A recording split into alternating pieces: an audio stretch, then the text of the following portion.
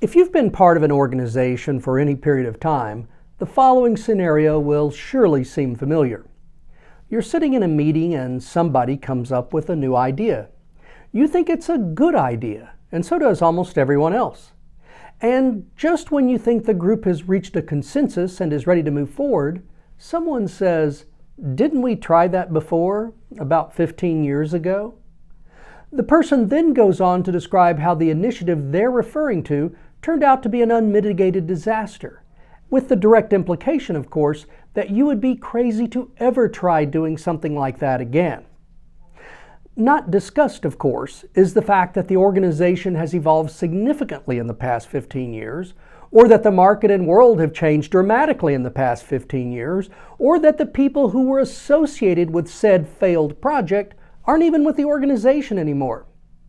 But the doubt has been introduced, and more than likely, the group and organization will go back to the drawing board. The possibility of change and forward momentum have been averted. My experience has been that the larger the organization, the more often this scenario occurs. We talk about failures, those times we tried to do something new and it didn't turn out well. In order to protect tried and true products and processes, the organization has worked hard to create and refine over the years. This is one of the reasons disrupting an organization from the inside is so difficult.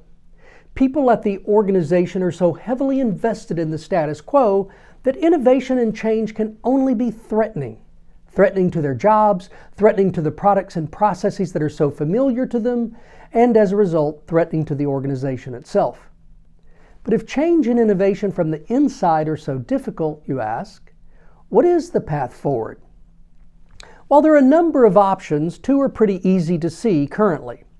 One good example came last week when GM announced its bold plan for electric vehicles. The company announced that it will launch at least 20 new electric vehicles by 2023. It's also rolling out new battery technology to lower cost and boost EV performance. Now, while this is certainly impressive for a traditional company like GM, it's definitely a fast follower move, a case where the company is innovating based on the work and innovation of another company in the same market, Tesla.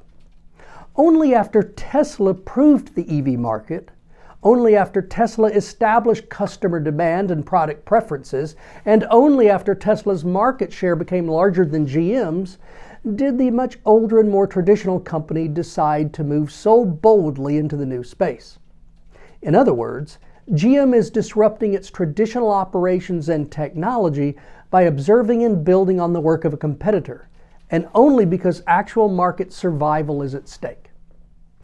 Another option for innovation from outside forces can be found in natural disasters, such as COVID-19 or the coronavirus.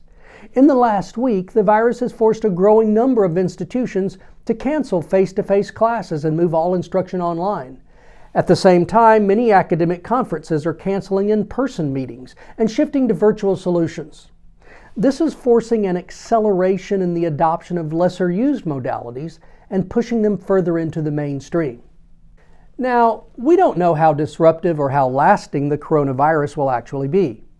What we do know, however, is that it's already affecting disruptive innovation at many higher ed campuses and forcing education in general to consider new operational models. It's something to think about.